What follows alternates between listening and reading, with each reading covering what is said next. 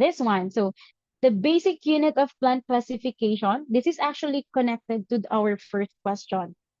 Is it A, species, B, order, C, family, D, genus? What do you think is the answer?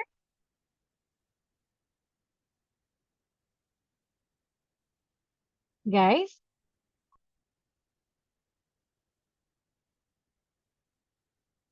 Okay. So others says it's B and A. Yung tamang sagot po is letter A, species.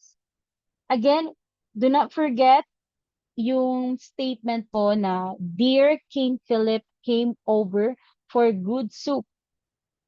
Basic unit, meaning yun yung pinaka-unit or name ng plant. So, yung soup, it's the species na nag-identify guys sa kanyang different genus and family. Now, let's continue. Plants can be propagated in many different ways. But which one is the easiest method of plant propagation? A, marketing, B, layering, C, enarching, D, cottage. Of course, it's the cottage. It's the easiest way.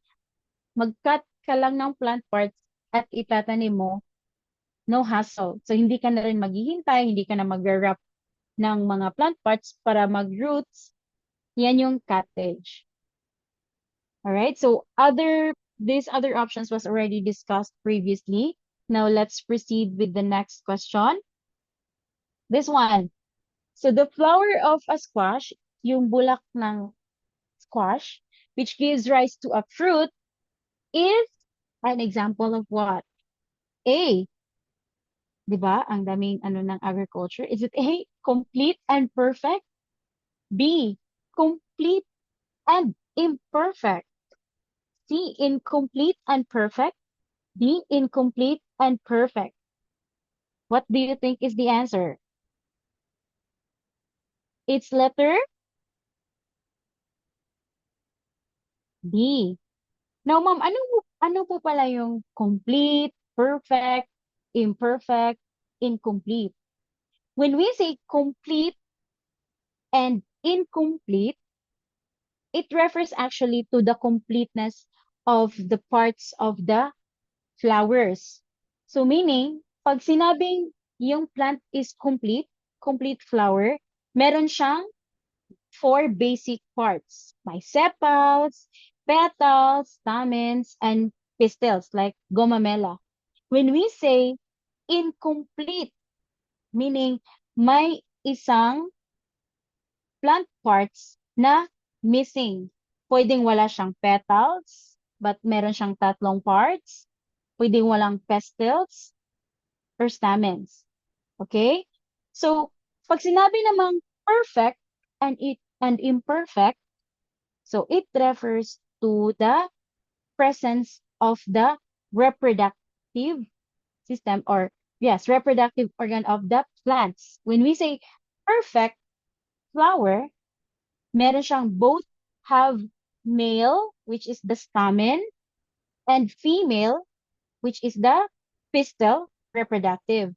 So yung perfect flower, they can reproduce on their own. That's the best example for monoecious plants. 'Di ba? Sinabi natin kanina, monoecious plants. Meaning, may babae at lalaki ako sa aking plant alone. For imperfect flower, meron siyang babae at lalaki, pero hindi siya nakikita in one plant. So, which is, yung imperfect flower is what we call dioecious plants. Those are plants na requires cross-pollination. Okay? Best example ng imperfect flower is yung squash.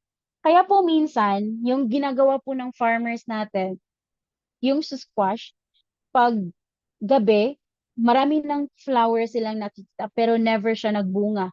So ginagawa, meron siyang human intervention na yung male na part ng squash, nira-rub niya or minsan kung nakikita nyo sa video, nirub niya sa opening ng female para in the maybe 2 to 3 days, bubuo na siya ng squash. Okay? Yan yung ginagawa. So, the correct answer is incomplete, meaning may kulang siyang parts, and imperfect kasi nga kailangan pa niya ng other male. Okay? So, we also need to take note na hindi po lahat ng complete flowers are perfect, but not all perfect flowers are complete.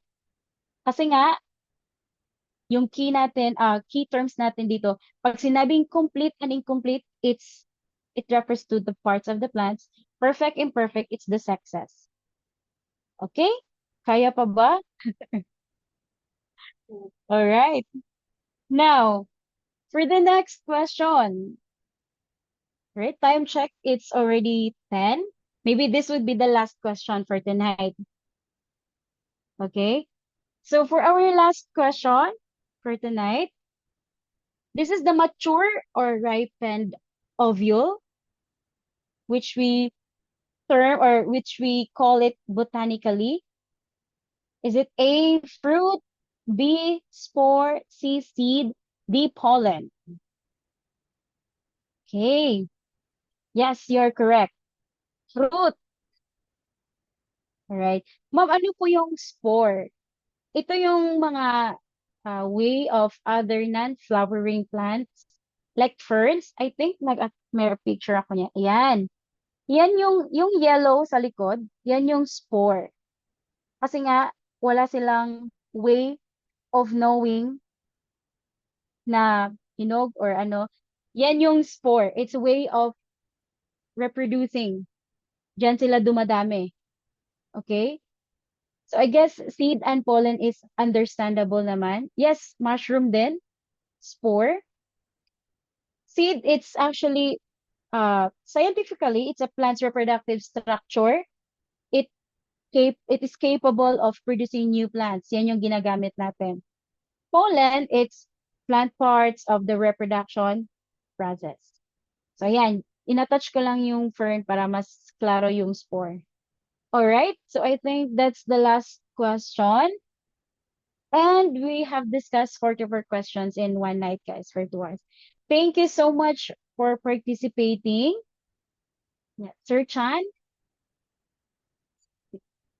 All right. Right, teachers, So, no? Pilipinas, yes. magandang gabi muli, Luzon, Visayas, at Mindanao. And thank you so much, Coach Annalisa, for that very informative presentation. No? We really understand na talagang nahihirapan po kayo. Okay? Okay? Kasi po nahihirapan po kasi dahil po specific po yung kanyang majorship ngayon, we are actually delving into the very concept of our agriculture. And remember always that we are now on our this is on the topic crop production po natin. No? So again, teachers, maraming salamat po for joining Team Sir Chance TLE Tambayan. Maraming salamat din, Coach Annalisa. We will be seeing you again, Coach, for the next review natin para po sa ating agriculture and fishery arts natin. Pilipinas, we will be ending the session here and see you on the next session po natin. Paalam at maraming salamat.